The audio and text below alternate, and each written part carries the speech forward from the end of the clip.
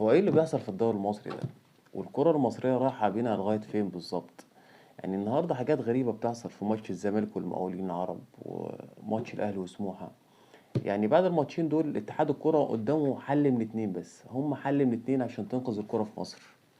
متنساش تعمل لايك للفيديو، لو لسه مشتركتش في القناة انزل اشترك في القناة وفعل زر الجرس عشان يوصلك كل جديد. ويلا بينا نبدأ الحلقة.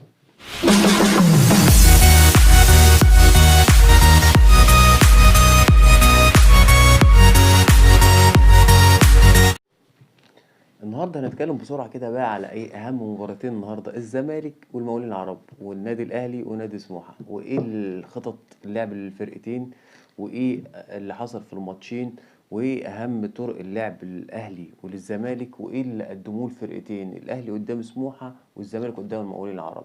ويلا بينا نبدأ بأول مباراة، الزمالك والمقاولين العرب، وايه اللي قدمه الزمالك النهارده قدام المقاولين العرب. Subió la marea.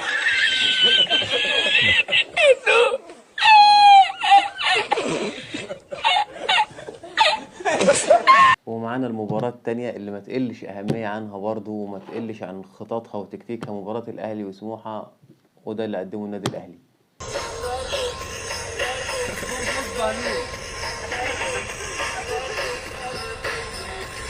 أتمنى إن أنا أكون قدرت أجمع لكم أهم حاجة حصلت في الماتشين النهاردة، وطرق لعب وخطط لعب، واللي قدموه الأهلي قدام سموحة والزمالك قدام المقاولين العرب. بصراحة يعني ماتشين جمال جدا، يعني بصراحة استمتعنا بيهم، وكل الشعب المصري قدر يتبسط بيهم ويضحك كتير والله. يعني هي الكرة رايحة فين يا جماعة؟ يعني الكرة في مصر رايحة لفين بالظبط؟ اتحاد الكرة قدامك حل من اتنين، حل من اتنين ملهمش تالت.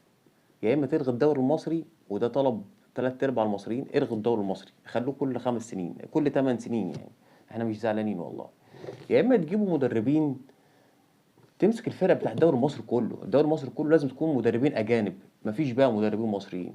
يعني الفرق بتاع الدوري المصري، انت بتحضر ايه للماتش؟ يعني انت ما بتلعبش كوره، انت بتمنع باقي الفرق ان هي تلعب كوره. يعني بتمنع مثلا فرقه زي الاهلي والزمالك ان هم يلعبوا كوره، لو انتوا احنا مش هنلعب ومش هنخليكم انتوا تلعبوا. يعني مثلا الاهلي والزمالك الفرق مثلا بتبقى ايه، المدربين قاعده تعمل مثلثات ومربعات، وانت تخترق من هنا والمهاجم هيطلع من هنا والجناح هيخترق دي والمدافع هيتحرك كده ونص ملعب. الناحيه التانيه بقى فرق الدوري. عرفت تشوط من بعيد شوط، عرفت تجري اجري، انما اهم شيء لكم انتوا لمس الكوره من فيرست تايم، يعني المره الاولى او الوقت الاولاني.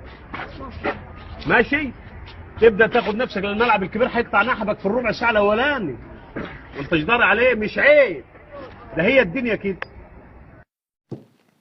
انت هتضيع كام دقيقه؟ وانت هتعمل كام فاول؟ وانت هتنام كام دقيقة؟ وانت هتقع على الارض كام مرة؟ وانت ايه يا جماعة؟ انتوا مش عايزين تلعبوا كورة؟ سيبوا الفرقة تلعب. يعني هو ده اللي مبوظ الكورة المصرية اصلا، هو ده اللي مبوظ الدوري.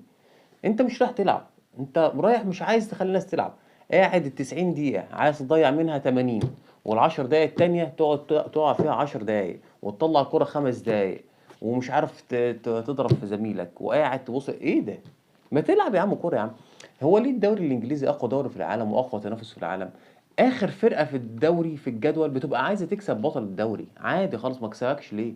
بتبقى لعبه مثلا، بتبقى لو الماتش، لو الدوري 38 ماتش، مغلوبه 37 ماتش وعايزه تكسب ال 38، عادي رايح تكسب.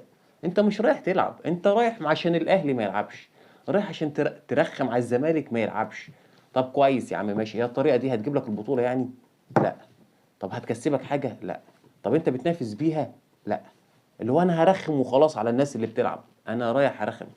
يعني الدوري المصري بصراحه كده عامل زي النكته اللي هي ايه، بيقول لك ايه، اتنين اصحاب هيتعدموا، خلاص رايحين الاعدام، فبيقول لواحد منهم نفسك فيه؟ قال لهم انا والله نفسي اشوف امي قبل ما اموت. والتاني قال لهم انا نفسي ما اشوفش امه. لا انا مش هنلعب، انا مش، انا هرخم وخلاص، هي رخامه، انا مش عايز العب كوره، انت عايز تلعب كوره ماشي، وانا مش عايزك تلعب كوره والله. يعني انا كان نفسي بس مش هينفع والله. ايه يا جماعه ده؟ لعيب واقع في الملعب 34 مرة، المشكلة ان هو اي لعيب بيقع في الملعب كتير بياخد نجم الماتش، ازاي مش فاهم. ولاعب يمسك رمية التماس يقعد فيها 4 دقايق، وحارس مرمى يمسك الكرة وينام 5 دقايق. هو ماتشات الاهلي والزمالك دي انتوا بتموتوا، يعني انتوا لو بتلعبوا الماتشات دي ماتشات الاهلي والزمالك زي ما بتلعبوها قدام باقي الفرق انتوا ممكن فرق كتير ممكن تاخد الدوري. والله العظيم فرق كتير ممكن تاخد الدوري. يعني الدوري المصري منقسم الى قسمين، الاهلي والزمالك عمال يخبطوا عشان ياخدوا الدوري، وباقي الفرق عماله تخبط في الاهلي والزمالك عشان توقعهم. طب ما تلعب لنفسك.